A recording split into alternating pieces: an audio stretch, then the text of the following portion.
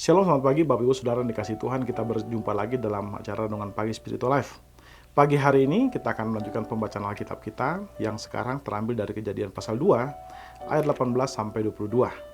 Saya akan membacakan bagian firman Tuhan ini bagi Bapak Ibu Saudara sekalian. Tuhan berfirman, "Tidak baik kalau manusia itu hidup itu seorang diri saja. Aku akan menjadikan baginya penolong yang sepadan dengan dia." Lalu Tuhan Allah membentuk dari tanah segala binatang liar dan segala burung di udara.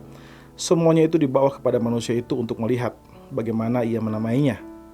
Sama seperti nama yang diberikan manusia itu kepada setiap makhluk hidup, begitulah namanya.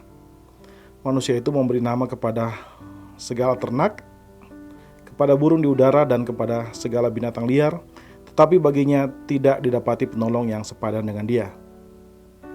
Lalu Tuhan Allah membuat manusia itu tidur nyenyak. Ketika ia tidur, Tuhan Allah mengambil salah satu rusuk darinya lalu menutup tempat rusuk itu dengan daging. Tuhan Allah membentuk rusuk yang diambilnya dari manusia itu menjadi seorang perempuan, lalu membawa dia kepada manusia itu.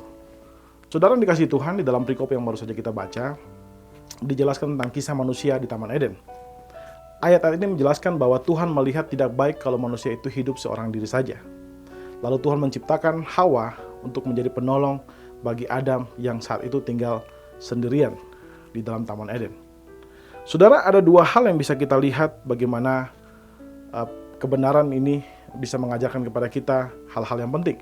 Yang pertama, kita bisa melihat satu prinsip tentang pernikahan Kristen, bahwa pernikahan adalah rencana Allah bagi hidup manusia.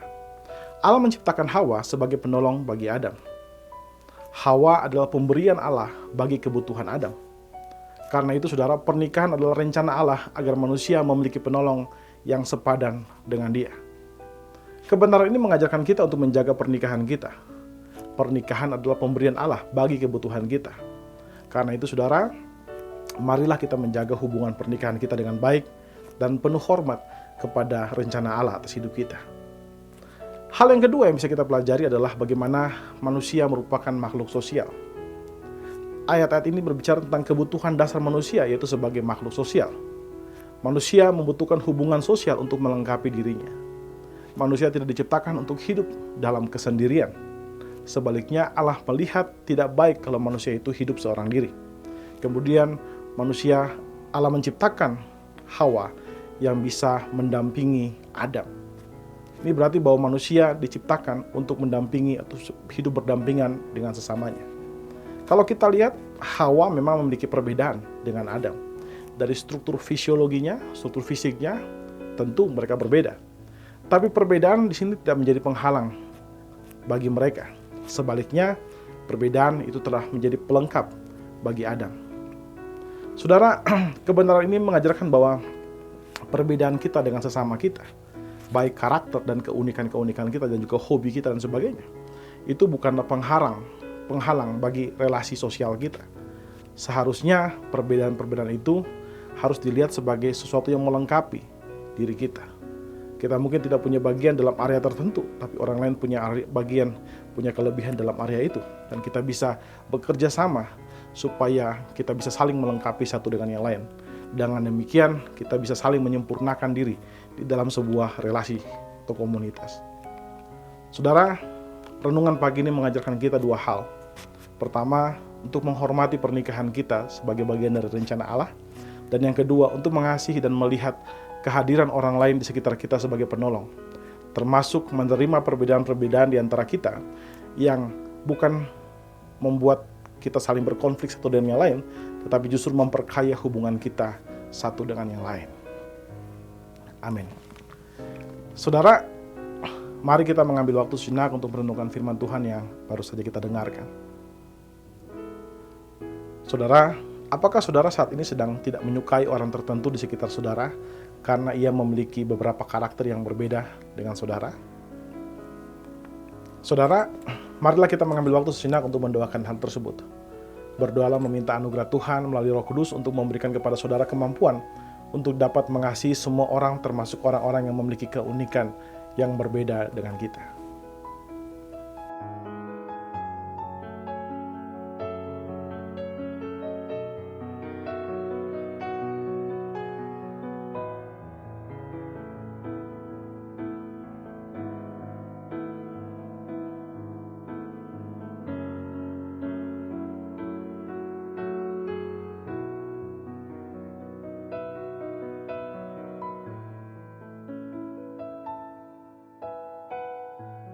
Saudara, marilah kita mengasihi sesama kita. Mari kita tundukkan kepala, kita berdoa. Ya Tuhan Allah Bapa kami bersyukur buat kasih dan setiamu kepada kami. Terima kasih jika Engkau telah memberikan kepada kami kesempatan untuk bisa mendengarkan firman-Mu Tuhan Yesus. Hari ini kami belajar bahwa kami harus menghormati pernikahan kami, karena itu adalah anugerah Tuhan bagi kami. Dan juga Engkau telah mengajari kami melalui firman-Mu bahwa kami harus menghormati sesama kami, menerima mereka apa adanya. Karena perbedaan-perbedaan di antara kita, antara kami dan orang-orang sekitar kami adalah cara Allah untuk melengkapi kehidupan kami Tuhan. Karena itu ajar kami untuk menghormati dan menerima mereka di dalam segala perbedaannya Tuhan. Bapa, kami juga menyerahkan hidup kami dalam tangan-Mu Tuhan. Apapun yang kami kerjakan hari ini, dari pagi, siang, sampai malam nanti, biar kami kerjakan hanya untuk kemuliaan nama-Mu saja. Terima kasih, di dalam nama Tuhan Yesus, kami berdoa kepada Bapa Surgawi. Haleluya. Amin. Amin. Bapak Ibu Saudara yang dikasihi Tuhan, demikian renungan kita pada pagi hari ini. Selamat pagi, selamat beraktivitas, dan Tuhan Yesus memberkati Bapak Ibu Saudara sekalian.